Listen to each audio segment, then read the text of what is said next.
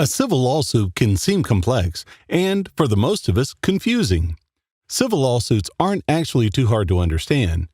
We broke down the basic steps of the civil lawsuit process to help our clients better understand what exactly is going on with their lawsuit. A civil lawsuit, which is sometimes also called civil litigation, is a lawsuit based on non-criminal statutes, meaning it's a separate entity from a criminal proceeding. A civil lawsuit is a dispute that's handled legally by the courts, such as a personal injury lawsuit. Civil litigation goes through specific steps or proceedings. First and foremost, you should consult with potential representatives for legal advice.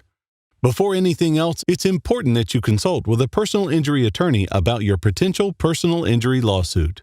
You should also be sure that your case falls within the state statute of limitations. An open and honest consultation will give you the most accurate prediction of the outcome of your case. After an initial consultation, your civil lawsuit case will follow 4 common steps: pleadings, discovery, trial, appeal. The pleadings are the initial step in the civil lawsuit. Each side or party will file paperwork in the right court to explain their side of the story. The person bringing the lawsuit or plaintiff will file the complaint. The person being alleged of wrongdoing or defendant will file an answer. Personal jurisdiction. For a court to have personal jurisdiction over a defendant, the individual or company must have an appropriate relationship to the forum county, state, or federal district, and the defendant must be served properly. Subject matter jurisdiction. Depending on the type of lawsuit you're filing, your case may be heard in either federal or state court. Venue.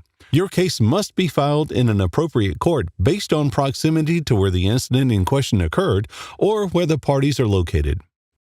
The complaint is a formal document filed by the plaintiff with the court.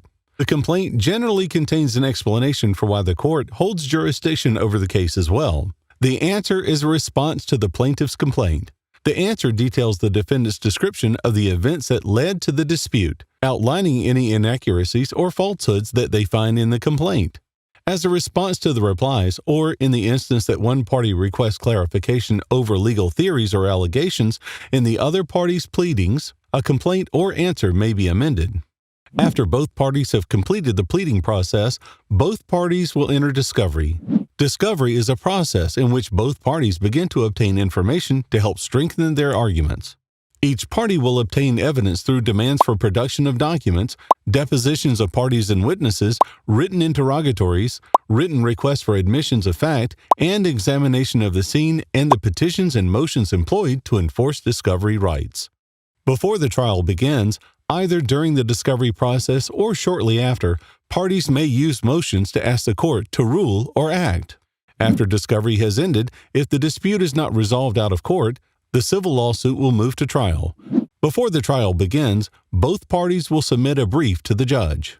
Trials involving a judge and no jury are referred to as bench trials, or the trial can be set to be decided by a jury. Once the trial begins, both parties present their opening statements. Opening statements are the brief outlines of the parties' arguments. After opening statements are made, each party introduces its case. The plaintiff always presents its case first. The defense presents its case after. After the defense has presented its case, the plaintiff has one last opportunity to present additional evidence, known as rebuttal evidence. Each party will present its case using evidence, which can include documents, expert testimony, or exhibits that support its argument. After a witness is examined by one party, the opposing party can choose to cross-examine the witness.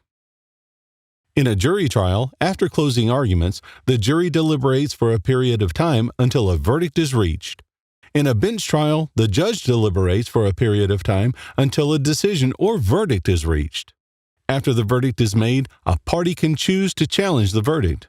These challenges are more common during jury trials because errors and disregard of the law or legal definitions occur more often by juries. If a party does not agree with the result of the trial, they can appeal the decision. If a decision is appealed, then the civil lawsuit is presented to an appellate court that reviews the previous proceedings of the lawsuit.